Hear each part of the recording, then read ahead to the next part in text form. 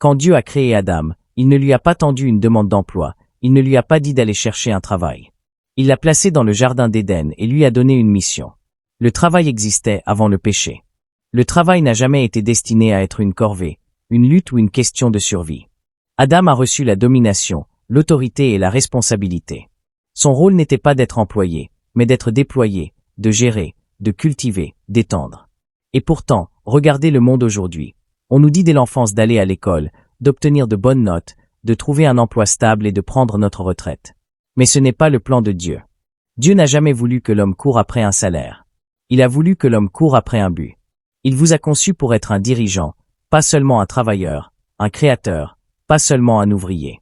Quand vous réalisez que votre vocation est plus grande qu'une carrière, vous commencez à marcher dans votre véritable identité. L'ennemi a trompé beaucoup de gens en leur faisant croire que la sécurité vient d'un salaire, que la provision est entre les mains d'un employeur. Mais le premier homme n'a pas reçu de salaire, il a reçu une mission. Et ce même principe s'applique aujourd'hui. Dieu ne vous a pas envoyé dans ce monde pour être embauché, il vous a envoyé pour être envoyé. Vous n'êtes pas censé chercher un emploi, vous êtes censé chercher la mission que Dieu vous a donnée. Le monde a conditionné les gens à penser que le succès est lié à l'emploi. Dès l'enfance, on nous dit d'obtenir une éducation, de trouver un bon emploi, de gagner un salaire et de travailler jusqu'à la retraite. Mais ce n'est pas la voie du royaume. Dieu n'a jamais dit « cherchez un emploi ». Il a dit « cherchez d'abord le royaume de Dieu et sa justice, et toutes ces choses vous seront données par surcroît ». Matthieu 6h33. Il y a une différence entre ce que le monde enseigne et ce à quoi Dieu nous appelle. Le monde dit « trouve un emploi pour survivre ». Dieu dit « trouve ton but pour prospérer ». Le monde dit « tu as besoin d'un emploi pour subvenir à tes besoins ». Dieu dit « je suis Jéhovah Jireh, ton pourvoyeur ». Le système du monde est basé sur le travail, les salaires et l'effort. Mais le royaume de Dieu est basé sur la foi, la vocation et la provision surnaturelle. Regardez la vie de Jésus, il n'a jamais dit à quiconque de postuler pour un emploi. Au contraire, il appelait les gens à le suivre. Quand il a rencontré Pierre, Jacques et Jean, ils étaient pêcheurs, travaillant dans un métier pour gagner leur vie. Mais Jésus ne leur a pas offert un meilleur emploi de pêcheurs. Il les a appelés à une mission divine. « Suivez-moi, et je vous ferai pêcheurs d'hommes » Matthieu 4h19. Il a détourné leur attention d'un emploi vers une mission, d'un emploi vers un déploiement. Beaucoup de gens aujourd'hui sont stressés, anxieux et frustrés parce qu'ils courent après des carrières au lieu de courir après leur but. Ils cherchent la sécurité dans des emplois au lieu de trouver leur identité en Christ. Mais un emploi n'est pas votre destinée. Dieu ne vous a jamais créé pour être piégé dans un système de survie. Il vous a créé pour marcher dans votre mission divine. La différence entre chercher un emploi et chercher son but, c'est la différence entre lutter et prospérer. Quand vous cherchez un emploi, vous dépendez des hommes. Quand vous cherchez le royaume, vous dépendez de Dieu. Quand vous cherchez un emploi, vous vous inquiétez des conditions économiques. Quand vous cherchez le royaume, vous marchez dans une provision surnaturelle. Quand vous cherchez un emploi, vous êtes en compétition avec les autres. Quand vous cherchez le royaume, Dieu fait de la place pour votre don. Vous n'êtes pas né pour chercher un emploi, vous êtes né pour accomplir une vocation. Le monde dit, trouve un emploi. Mais Dieu dit, cherche d'abord mon royaume, et toutes ces choses te seront données. La question est, à quelle voix vas-tu écouter? Un emploi est temporaire, mais votre vocation est éternelle. Trop de gens passent leur vie à courir après des positions qui peuvent leur être enlevées en un instant. Les licenciements arrivent, les entreprises ferment, les économies s'effondrent. Mais l'appel de Dieu sur votre vie est quelque chose que personne ne peut vous enlever. Il ne dépend pas du marché boursier, du succès d'une entreprise, ni même de vos qualifications. Quand Dieu a appelé Moïse, il n'était pas en train de postuler pour un poste de leader. Il ne cherchait pas d'emploi, il fuyait son passé. Mais Dieu ne s'est pas soucié de son CV, il s'est soucié de son but. Quand David a été oint roi, il n'était pas dans un palais, il était dans un champ à garder des moutons. Il ne cherchait pas un emploi, il marchait dans sa vocation avant que quiconque ne le reconnaisse. Le problème aujourd'hui, c'est que beaucoup placent leur sécurité dans un salaire au lieu de la promesse de Dieu. Ils définissent leur identité par ce qu'ils font au lieu de qui ils sont en Christ. Mais un emploi peut aller et venir, votre vocation demeure. Une carrière peut durer 30 ou 40 ans, mais votre but est conçu pour l'éternité. Jésus lui-même n'a jamais eu d'emploi au sens traditionnel. Il n'était pas employé par le gouvernement romain ou les institutions religieuses, et pourtant il a accompli la plus grande mission de l'histoire. Paul, un homme qui avait autrefois un statut et une carrière de pharisien, a tout abandonné pour poursuivre l'appel de Dieu. Il a dit, « Je considère toute chose comme une perte à cause de l'excellence de la connaissance de Jésus-Christ mon Seigneur. » Philippiens 3h8. Alors, Que se passe-t-il quand les gens courent après des emplois au lieu de leur but? Ils se retrouvent insatisfaits, agités, et constamment à la recherche de la prochaine opportunité. Ils passent leurs meilleures années à travailler pour de l'argent au lieu de faire une différence. Mais quand vous entrez dans votre vocation, le travail n'est plus une question de survie, il devient une question de signification. Vous ne vous levez pas chaque matin juste pour gagner votre vie, vous vous levez pour faire une différence. Dieu n'a jamais voulu que ses enfants soient piégés dans le temporaire. Il vous a conçu pour quelque chose de plus grand qu'un salaire, plus grand qu'un poste. Les emplois vont et viennent, mais ce que Dieu a placé en vous est éternel. La question est, allez-vous investir votre vie dans quelque chose de temporaire, ou allez-vous entrer dans le but qui dure pour toujours? Dieu pourvoit, votre emploi n'est pas votre source. L'une des plus grandes tromperies du monde aujourd'hui est la croyance qu'un salaire est ce qui vous soutient. Les gens vivent leur vie à courir après des salaires, s'inquiétant de la sécurité de l'emploi et craignant le chômage. Mais permettez-moi de vous rappeler, votre employeur n'est pas votre pourvoyeur. Le gouvernement n'est pas votre pourvoyeur. Jésus a dit dans Matthieu 6h26, « Regardez les oiseaux du ciel, ils ne sèment ni ne moissonnent, ils n'amassent rien dans des greniers, et votre Père céleste les nourrit. Ne valez-vous pas beaucoup plus qu'eux? » Si Dieu prend soin des oiseaux, des créatures qui ne pointent pas à un emploi ni ne s'inquiètent des finances, combien plus prendra-t-il soin de vous, son enfant? Le problème, c'est que beaucoup ont plus foi en leur salaire qu'en leur pourvoyeur. Ils font plus confiance à leur employeur qu'à Jéhovah-Jireh. Si le salaire est stable, ils se sentent en sécurité. Si l'emploi est menacé, ils paniquent. Mais Dieu ne nous a jamais appelés à vivre dans la peur de la provision. Il nous a appelés à vivre par la foi. Considérez Élie. Pendant une période de famine, il n'avait ni emploi, ni revenu stable, ni employeur sur qui compter. Mais Dieu a ordonné au corbeau de lui apporter de la nourriture, et quand le ruisseau s'est asséché, Dieu l'a envoyé chez une veuve où une poignée de farine et un peu d'huile ne se sont jamais épuisés. 1 Roi 17, 4-16. Regardez Israël dans le désert. Pendant 40 ans, il n'avait ni ferme, ni salaire, ni relation d'affaires. Et pourtant, chaque matin, la manne tombait du ciel. Leurs chaussures ne s'usaient pas, leurs vêtements ne se déchiraient pas. Pourquoi? Parce que Dieu était leur source. Cela ne signifie pas que nous devons rester assis sans rien faire. Dieu bénit le travail, mais il ne veut pas que nous soyons esclaves de la peur de perdre un emploi. Quand vous réalisez que votre emploi n'est qu'un canal, mais que Dieu est la source, vous cessez de vous inquiéter. Si un emploi se termine, il peut ouvrir une autre porte. Si une entreprise échoue, il peut faire naître quelque chose de plus grand. Le monde dit, sans emploi, vous ne survivrez pas. Mais Dieu dit, je pourvoirai à tous vos besoins selon ma richesse en gloire. Philippiens 4h19. La question est, en qui faites-vous confiance? Votre salaire ou votre pourvoyeur? Le travail est une bénédiction, mais l'emploi est un système. Dès le commencement, Dieu a conçu l'homme pour travailler. Le travail n'a jamais été une malédiction, il faisait partie du plan originel de Dieu. Quand Dieu a placé Adam dans le jardin d'Éden, il lui a donné une responsabilité. L'Éternel Dieu prit l'homme et le plaça dans le jardin d'Éden pour le cultiver et le garder. Genèse 2h15. Mais remarquez ceci, Adam travaillait avant que le péché n'entre dans le monde. Cela signifie que le travail en lui-même n'est pas le problème. Le problème, c'est qu'après la chute, le travail est devenu une corvée. L'homme est passé d'un travail joyeux et motivé par un but à un travail douloureux, basé sur la survie. Genèse 3h17 dit que, à cause du péché, le sol a été maudit, et l'homme mangerait son pain à la sueur de son front. Le travail est devenu laborieux, une lutte, un système de survie. C'est le système que nous voyons aujourd'hui. Des gens qui travaillent juste pour survivre, juste pour payer les factures, juste pour atteindre le prochain salaire. Ce n'était pas l'intention originelle de Dieu. L'emploi, tel que nous le connaissons aujourd'hui, est un système créé par l'homme, conçu pour rendre les gens dépendants des salaires au lieu de dépendre de Dieu. Les entreprises embauchent et licencient à leur guise. Les emplois peuvent être remplacés, les employés peuvent être utilisés et jetés. Alors, les gens vivent dans la peur, s'accrochant à leurs emplois comme si leur vie en dépendait. Mais Dieu ne nous a jamais créés pour être esclaves d'un système. Il nous a créés pour travailler avec un but, pour produire, créer et construire. Regardez les grands hommes de foi, Abraham, Isaac, Jacob, Joseph, David. Aucun d'eux n'était employé. Ils étaient des leaders, des visionnaires, des entrepreneurs, des dirigeants. Ils travaillaient, mais ils travaillaient dans leur vocation, pas seulement pour un salaire. Jésus lui-même n'était employé par personne. Il était charpentier, oui, mais il ne dépendait pas d'une entreprise ou d'un patron. Il accomplissait sa mission. Et quand il a appelé ses disciples, il ne les a pas appelés à trouver de meilleurs emplois, il les a appelés à travailler pour le royaume, à marcher dans un but, pas juste à gagner un salaire. Cela signifie-t-il que vous devez quitter votre emploi? Non. Mais cela signifie que vous devez cesser de penser comme un employé et commencer à penser comme un citoyen du royaume. Votre travail est censé être une expression de ce que Dieu a créé en vous, pas juste quelque chose que vous faites pour survivre. Quand vous alignez votre travail avec votre but, votre labeur devient une bénédiction, pas un fardeau. Le monde vous apprend à travailler pour de l'argent, mais Jésus a dit, « Ne vous inquiétez pas de ce que vous mangerez, boirez ou porterez. Cherchez d'abord le royaume de Dieu, et toutes ces choses vous seront données par surcroît. » Matthieu 6, 31-33. Alors, la question est, travaillez-vous juste pour survivre dans un système, ou travaillez-vous dans la vocation que Dieu a placée dans votre vie? L'un conduit à la frustration, l'autre à l'épanouissement.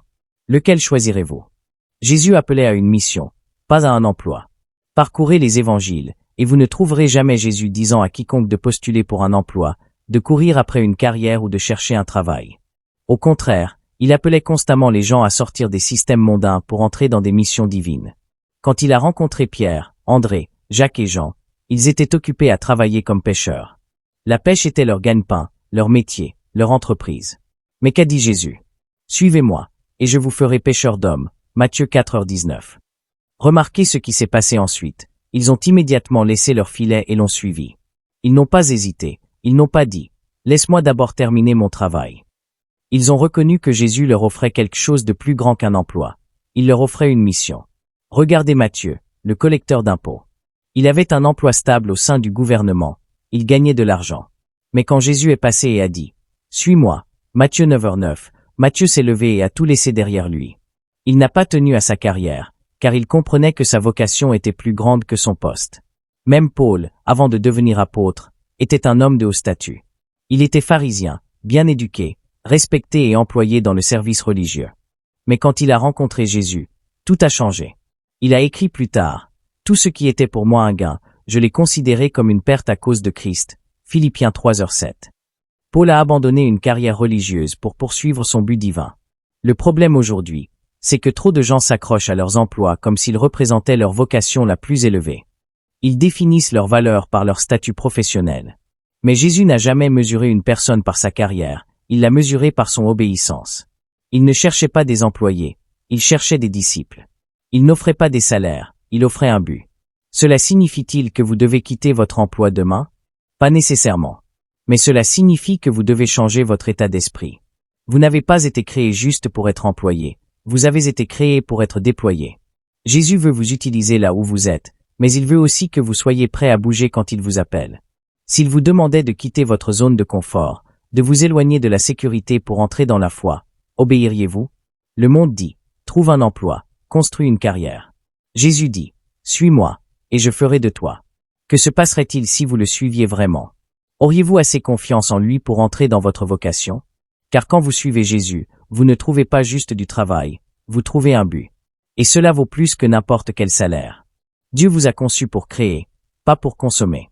Dès le commencement, Dieu a conçu l'homme pour créer, construire et étendre. Dans Genèse 1h28, il a donné à Adam et Ève un commandement. Soyez féconds, multipliez, remplissez la terre et soumettez-la. Remarquez que Dieu n'a pas dit, allez chercher un emploi. Il a dit, soyez féconds. Cela signifie que vous avez été créés pour produire, pas juste pour consommer. Le problème avec le système du monde, c'est qu'il forme les gens à être des consommateurs, pas des créateurs. Dès l'enfance, la société nous apprend à étudier dur, à obtenir un emploi, à gagner de l'argent et à dépenser cet argent pour des choses dont nous n'avons même pas besoin. Les gens vivent de salaire en salaire, sans réaliser que Dieu a placé en eux de la créativité, des dons et des talents pour produire quelque chose de plus grand. Regardez Jésus, il n'a jamais vécu comme un consommateur, il multipliait toujours. Quand il n'y avait que 5 pains et 2 poissons, il n'est pas allé acheter plus de nourriture. Il l'a béni, l'a rompu, et cela s'est multiplié. Matthieu 14, 19-20. Quand Pierre avait besoin d'argent pour les impôts, Jésus ne lui a pas donné un salaire. Il lui a dit d'aller à la mer, et dans la bouche d'un poisson, il trouverait une pièce. Matthieu 17h27. Le monde veut que vous travailliez pour de l'argent, mais le royaume veut que vous travailliez pour un but et que l'argent suive. La différence est la suivante. Les employés échangent leur temps contre des salaires, mais les personnes tournées vers le royaume créent une valeur qui se multiplie. Vous n'êtes pas conçu juste pour recevoir des ordres, vous êtes conçu pour innover, étendre, être une bénédiction. Regardez la parabole des talents dans Matthieu 25, 14-30. Le maître a donné à 3 serviteurs différentes sommes d'argent. 2 d'entre eux ont multiplié ce qu'ils avaient, mais l'un a enterré son talent dans le sol par peur. Le maître l'a appelé méchant et paresseux. Pourquoi? Parce que Dieu attend de la multiplication, pas de la stagnation. En ce moment, beaucoup de gens gardent en eux des dons, des idées et du potentiel que Dieu leur a donné, mais ils ont trop peur de se lancer. Ils restent dans des emplois qu'ils détestent, travaillant pour survivre au lieu de marcher dans leur vocation. Mais quand vous commencez à vous voir comme un producteur, tout change. Alors, demandez-vous, consommez-vous simplement, ou produisez-vous? Vivez-vous dans la peur comme le serviteur qui a enterré son talent, ou multipliez-vous ce que Dieu a placé en vous? Dieu ne vous a pas appelé à juste gagner votre vie, il vous a appelé à créer, à étendre et à laisser un héritage. Il est temps de passer de consommateur à producteur, car dans le royaume, la fécondité n'est pas une option, c'est un commandement. Votre don est la clé de votre provision. Le monde enseigne que vous avez besoin d'un emploi pour survivre, mais Dieu a déjà placé en vous quelque chose qui peut vous soutenir, votre don. Proverbe 18h16 dit, « Le don d'un homme lui ouvre la voie et le conduit devant les grands. » Remarquez que cela ne dit pas qu'un emploi ouvre la voie, mais que c'est le don qui le fait. Votre don est la capacité, le talent ou la vocation unique que Dieu a placé en vous. Ce n'est pas quelque chose que vous apprenez à l'école ou que vous acquérez par un emploi. C'est quelque chose qui était en vous dès la naissance, attendant d'être découvert. Regardez les grands hommes de la Bible, aucun d'eux ne dépendait d'un emploi, mais tous ont utilisé leur don donné par Dieu pour accomplir leur but. Joseph avait le don d'interpréter les rêves. Ce don l'a conduit de la prison au palais, le plaçant au 2e rang de toute l'Égypte. David avait le don du leadership et de la musique. Son don lui a ouvert la voie, le menant d'un champ de berger à la cour du roi. Daniel avait le don de la sagesse et des visions. Son don l'a positionné dans les cours de plusieurs rois, influençant des empires entiers. Le problème aujourd'hui, c'est que beaucoup ignorent leur don et courent après des emplois. Ils se contentent d'un emploi au lieu de découvrir ce que Dieu a déjà placé en eux. Mais si vous dépendez d'un emploi, vous êtes à la merci de l'économie. Si vous dépendez de votre don, vous êtes à la merci de Dieu, qui ne manque jamais de ressources. Jésus lui-même opérait dans son don. Il n'avait pas besoin d'un salaire. Son don lui ouvrait la voie. Il guérissait les malades, chassait les démons, enseignait avec autorité et changeait des vies partout où il allait. La provision suivait. Quand il n'y avait pas de nourriture, il la multipliait. Quand Pierre avait besoin d'argent, il apparaissait dans la bouche d'un poisson. Jésus ne s'inquiétait jamais de la provision, car il savait que son don lui ouvrirait toujours la voie. Beaucoup de gens sont frustrés dans la vie parce qu'ils travaillent en dehors de leur don. Ils sont piégés dans des emplois qui les vident au lieu de marcher dans leur vocation qui les remplit. Mais quand vous commencez à opérer dans le don que Dieu vous a donné, la provision suit le but. Vous n'avez pas à courir après l'argent, l'argent vous poursuivra. La question est, utilisez-vous votre don, ou l'enterrez-vous? Le monde vous dit de chercher un emploi, mais Dieu vous demande, qu'as-tu dans tes mains? À l'intérieur de vous se trouve la clé de votre provision. Il est temps d'arrêter de chercher des emplois et de commencer à déverrouiller le don que Dieu a déjà placé en vous. Car quand vous le ferez, votre don ouvrira des portes que personne ne pourra fermer. Dieu vous a créé pour résoudre des problèmes. Le monde vous dit de trouver un emploi, mais Dieu vous a créé pour résoudre des problèmes. Chaque promotion majeure, chaque percée, chaque grand leader dans la Bible a été élevé parce qu'il a apporté une solution à un problème. Regardez Joseph, il n'a pas postulé pour un poste dans le palais de Pharaon. Il a résolu un problème. L'Égypte faisait face à une famine, et Joseph avait la sagesse d'interpréter le rêve de Pharaon et de donner une stratégie pour sauver la nation. Cette seule solution l'a conduit de la prison à la plus haute position du pays, Genèse 41, 39-40. Regardez Daniel, il était captif à Babylone, mais il est devenu un conseiller principal du roi. Pourquoi? Parce qu'il résolvait des problèmes. Quand personne ne pouvait interpréter le rêve du roi Nabuchodonosor, Daniel a cherché Dieu, a reçu une révélation divine et a donné une réponse au roi. Cette solution l'a fait devenir gouverneur d'une province entière, Daniel 2h48. Regardez David, il était un jeune berger, négligé et oublié. Mais quand Goliath est apparu et a menacé Israël, David s'est levé et a résolu le problème. Il n'avait pas d'emploi dans l'armée, mais il avait la foi, l'habileté et le courage. Une victoire sur Goliath a changé sa vie à jamais, le conduisant au palais, 1 Samuel 17, 50-51. Le système du monde enseigne aux gens à chercher des emplois, mais le royaume enseigne aux gens à devenir des solutions. Les personnes qui s'élèvent au sommet à chaque génération sont celles qui répondent aux questions que personne d'autre ne peut résoudre. Au lieu de demander « Où puis-je trouver un emploi ?», commencez à demander « Quel problème puis-je résoudre ?» Jésus lui-même était le plus grand résolveur de problèmes. L'humanité était perdue dans le péché, et il est venu être la solution. Il n'est pas venu postuler pour un poste religieux, il est venu apporter le salut. Partout où il allait, Il répondait aux besoins. Il guérissait les malades, nourrissait les affamés et donnait vie aux brisés. Parce qu'il marchait dans son but, la provision le suivait toujours. Si vous voulez vous élever dans la vie, ne courez pas après les emplois, courez après les solutions. Le monde récompense ceux qui résolvent des problèmes. Au lieu de prier pour un salaire, priez pour la sagesse. Au lieu de chercher un emploi, cherchez des opportunités d'ajouter de la valeur. Quand vous devenez la réponse à un besoin, les gens viendront à vous. Vous n'avez pas été créé pour simplement occuper un poste, vous avez été créé pour accomplir un but. Le monde est plein de problèmes, mais vous portez en vous des solutions divines. Arrêtez d'attendre que quelqu'un vous embauche et commencez à marcher dans la vocation que Dieu a placée en vous. Car quand vous le ferez, des portes s'ouvriront qu'aucune candidature ne pourrait jamais ouvrir. La bénédiction de Dieu n'a pas de limite. Beaucoup de gens croient que leur survie dépend d'un salaire. Ils vivent leur vie à courir après des emplois, craignant le chômage et mesurant leur sécurité par leur compte en banque. Mais permettez-moi de vous dire, un salaire est limité, mais la bénédiction de Dieu n'a pas de limite. La Bible dit dans Proverbe 10h22, « C'est la bénédiction de l'Éternel qui enrichit, et il n'y ajoute aucun chagrin. » Remarquez que cela ne dit pas qu'un emploi enrichit, ni que le travail acharné ou les heures supplémentaires enrichissent. Cela dit que c'est la bénédiction de l'Éternel qui enrichit. Il existe un niveau de provision qui ne vient pas de l'effort humain, mais directement de Dieu. Regardez Abraham, Dieu l'a béni, et il est devenu riche en bétail, en argent et en or, non pas parce qu'il travaillait de 9h à 17h, mais parce qu'il marchait dans l'alliance avec Dieu, Genèse 13h2. Regardez Isaac, il y avait une famine dans le pays, mais Dieu lui a dit de rester où il était. Isaac a obéi, et cette même année, il a récolté 100 fois plus, parce que l'Éternel l'a béni, Genèse 26:12. Regardez Salomon, il n'a jamais demandé la richesse à Dieu, pourtant il est devenu l'homme le plus riche de l'histoire, parce qu'il a d'abord cherché la sagesse, et Dieu a ajouté tout le reste, 1 Roi 3h13. Quand la bénédiction de Dieu est sur votre vie, des opportunités viennent à vous sans que vous les demandiez. La faveur vous suit, des portes s'ouvrent que personne ne peut fermer. Vous n'avez pas à mendier pour un revenu, les ressources vous poursuivront. Le monde appelle cela de la chance, mais dans le royaume, cela s'appelle la faveur. Réfléchissez à ceci, si l'argent était la réponse, pourquoi tant de riches se sentent-ils encore vides? Pourquoi des célébrités, des PDG et des millionnaires luttent-ils contre la dépression, les addictions et l'insatisfaction? Parce que l'argent peut vous soutenir un moment, mais seule la bénédiction de Dieu apporte une paix, une joie et un but durable. Jésus a dit dans Matthieu 6h33, « Cherchez d'abord le royaume de Dieu et sa justice, et toutes ces choses vous seront données par surcroît. » Qu'est-ce que cela signifie? Cela signifie que lorsque vous mettez Dieu en premier, la bénédiction est le résultat. La provision n'est pas quelque chose que vous devez courir après, c'est quelque chose qui est ajouté à votre vie lorsque vous marchez dans votre mission divine. Alors, arrêtez de vous inquiéter pour un salaire et commencez à chercher la présence de Dieu. Arrêtez de courir après les emplois et commencez à courir après votre but, car lorsque vous êtes sous la bénédiction de Dieu, vous aurez toujours plus qu'assez. Le monde dépend des salaires, mais les gens du royaume dépendent de la provision divine, et cette provision ne s'épuise jamais.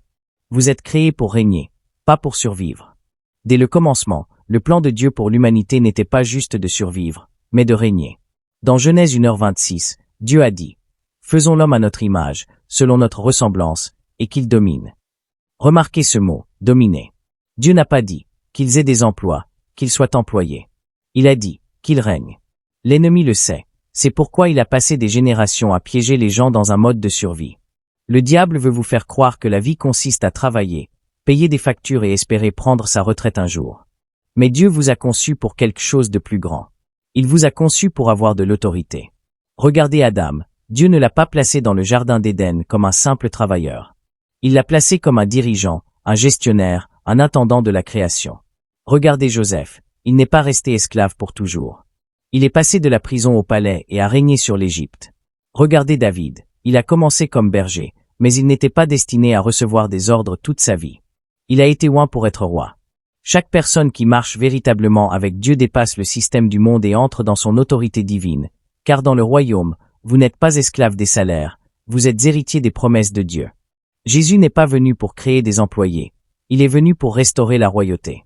Il a dit dans Apocalypse 5h10, « Il nous a fait rois et prêtres pour notre Dieu, et nous régnerons sur la terre. » Cela signifie que vous êtes fait pour marcher dans l'autorité, pour posséder, diriger, gouverner. Cela signifie-t-il que vous devez quitter votre emploi? Non. Mais cela signifie que vous devez changer votre état d'esprit. Arrêtez de penser Powered by XAI, Grok 3, Marche 2025. Arrêtez de penser comme un travailleur et commencez à penser comme un dirigeant. Arrêtez de vous contenter de juste survivre et commencez à chercher la vision de Dieu pour votre vie. Car quand vous réalisez que vous avez été créé pour régner, vous ne vivrez plus jamais dans la peur de perdre un emploi. Le monde veut que vous travailliez pour de l'argent, mais le royaume veut que vous régniez avec un but. Alors, je vous demande aujourd'hui, vivez-vous comme un ouvrier, ou entrez-vous dans votre royauté? Car Dieu n'a jamais dit, cherche un emploi. Il a dit, prends la domination. Et quand vous le faites, vous ne manquerez plus jamais. Un emploi est temporaire, un but est éternel. Un emploi est temporaire, il peut être enlevé en un instant. Les entreprises ferment, les économies s'effondrent, les postes sont supprimés. Les gens qui placent leur confiance dans un emploi vivent souvent dans la peur. Peur des licenciements, peur du chômage, peur de ne pas joindre les deux bouts. Mais le but, lui, est quelque chose que personne ne peut vous enlever. Regardez Joseph, son poste de serviteur dans la maison de Potiphar lui a été enlevé lorsqu'il a été faussement accusé et jeté en prison, mais son but est resté, et ce but l'a conduit au palais, Genèse 39 à 41. Regardez Daniel, les rois changeaient, les empires se transformaient, mais Daniel restait influx, car son but était plus grand que son titre professionnel, Daniel 6. Regardez Paul, il était autrefois un pharisien, très respecté dans le système religieux.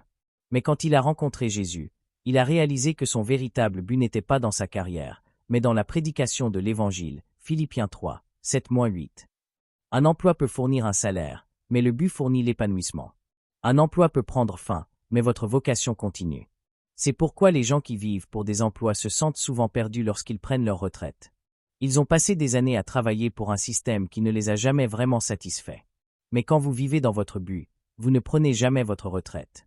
Vous continuez à faire une différence jusqu'à votre dernier souffle. Jésus n'avait pas d'emploi, mais il a accompli son but.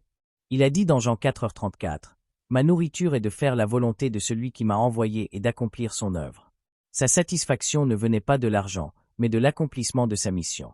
Cet état d'esprit devrait être le vôtre. Le monde mesure le succès par les titres et les salaires, mais le ciel mesure le succès par l'obéissance et l'impact. Travaillez-vous juste pour un salaire, ou marchez-vous dans la raison pour laquelle Dieu vous a créé? Car un jour, les emplois disparaîtront, mais ce que vous avez fait pour le royaume durera pour toujours. Conclusion. Cherchez votre but, pas un emploi. Le monde vous dit de chercher un emploi, mais Dieu vous dit de chercher votre but.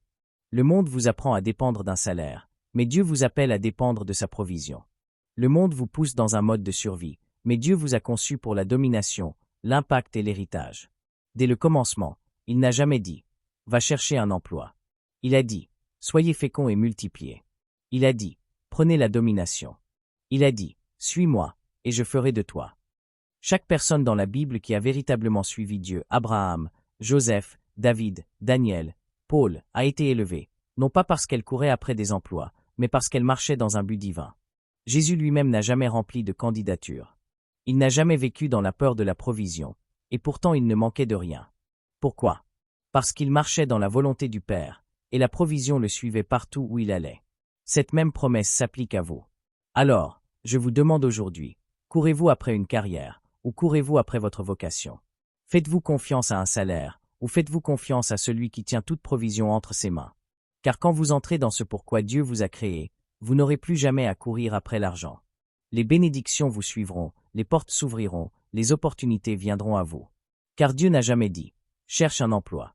Il a dit « Cherche d'abord le royaume, et toutes ces choses te seront données par surcroît. » Matthieu 6h33. Votre but vous attend. Il est temps d'y entrer.